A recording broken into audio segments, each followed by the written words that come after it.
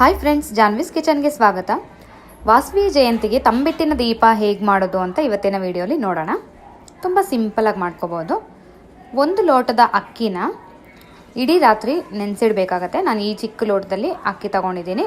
ಇದು ದೋಸೆ ಅಕ್ಕಿ ಆದರೂ ಆಗಿರ್ಬೋದು, ಇಲ್ಲ ಯೂಶ್ವಲ್ ಸೋನಾ ಮಸೂರಿ ಅಕ್ಕಿ ಆದರೂ ಆಗಿರ್ಬೋದು. ನೀರು ಹಾಕಿ ಇಡೀ ರಾತ್ರಿನೂ ನೆನೆಸಿಡಿ.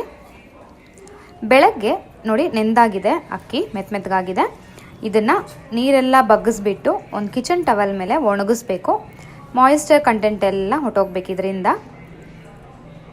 ನೋಡಿ ಫಿಲ್ಟರ್ ಮಾಡ್ಕೊಂಡಿದ್ದೀನಿ. ಇದನ್ನು ಕಿಚನ್ ಟವಲ್ ಮೇಲೆ ಒಣಗಾಕ್ತಾ ಇದ್ದೀನಿ. ಸ್ವಲ್ಪ ಆರಿದ್ರೆ ಸಾಕು, ಈ ತೇವಾಂಶ ಎಲ್ಲ ಹೋಗಬೇಕು. ಮೆತ್ತಗೆ ಬರುತ್ತೆ, ತುಂಬ ಚೆನ್ನಾಗಿ ಬರುತ್ತೆ. ನಾನು ಹೇಳಿರೋ ಮೆಜರ್ಮೆಂಟ್ಸಲ್ಲೇ ಮಾಡಿ ನೋಡಿ, ನಿಮಗೆ ಪರ್ಫೆಕ್ಟ್ ದೀಪಗಳು ಅಥವಾ ತಂಬಿಟ್ಟು ಬರುತ್ತೆ. ನೋಡಿ, ಇದು ಆರಿರೋ ಅಂಥ ಅಕ್ಕಿ. ಇಲ್ಲೊಂದು ಅರ್ಧ ಗಂಟೆ ಆರಿಸಿದ್ದೀನಿ ಅಷ್ಟೇ. ಈಗ ಇದನ್ನು ಮಿಕ್ಸಿಲಿ ಹಾಕ್ಕೊಂಡು ತುಂಬ ಫೈನ್ ಪೌಡರಾಗಿ ಮಾಡ್ಕೋಬೇಕು. ನುಣ್ಣಗೆ ನೋಡಿ ಆಗಿದೆ, ನುಣ್ಣಗಾಗಿದೆ. ಈಗ ಇದನ್ನು ಒಂದು ದೊಡ್ಡ ತಟ್ಟೆಯಲ್ಲಿ ಬಗ್ಗಿಸ್ಕೊಳ್ಳೋಣ. ಈಗ ನಾವು ಯಾವ ಕಪ್ಪಲ್ಲಿ ಅಥವಾ ಯಾವ ಲೋಟದಲ್ಲಿ ಅಕ್ಕಿ ತಗೊಂಡಿದ್ವೋ ಅದೇ ಲೋಟದಲ್ಲಿ ಶೇಂಗಾ ಬೀಜ ಹುರಿದು ಸಿಪ್ಪೆ ತೆಗ್ದಿರೋವಂಥದ್ದು, ಮತ್ತು ಅದೇ ಲೋಟದಲ್ಲಿ ಕಡಲೆಪಪ್ಪು ಎರಡು ಒಂದೊಂದು ಲೋಟ ಮಿಕ್ಸಿಲಿ ಹಾಕ್ಕೊಂಡು ಒಂದು 80% ಪೌಡ್ರ್ ಆಗೋ ಥರ ರನ್ ಮಾಡ್ಕೋಬೇಕು. ತೀರಾ 100% ನುಣ್ಣಗಾಗೋದು ಬೇಡ, 80% ನುಣ್ಣಗಾದರೆ ಸಾಕು. ಇದನ್ನು ತಟ್ಟೆಯಲ್ಲಿ ಬಗ್ಗಿಸ್ಕೊಳ್ಳಿ. ನೋಡಿ, ಸ್ವಲ್ಪ ತರ್ತರಿಯಾಗಿದೆ, ಪೀಸಸ್ ಆಗಿದೆ.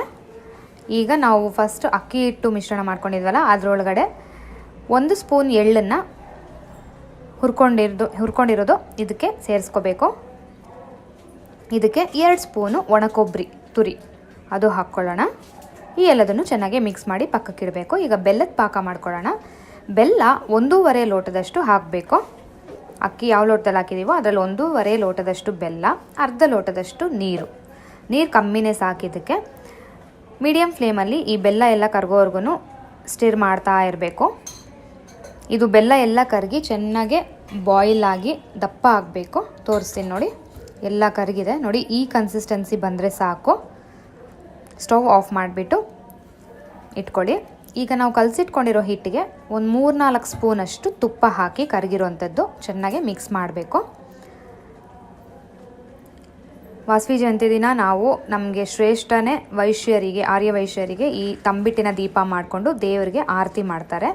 ಸೊ ಈ ರೆಸಿಪಿ ಹಾಕ್ತಾಯಿದ್ದೀನಿ ಈ ಸಲ ವಾಸವಿ ಜಯಂತಿಗೋಸ್ಕರ.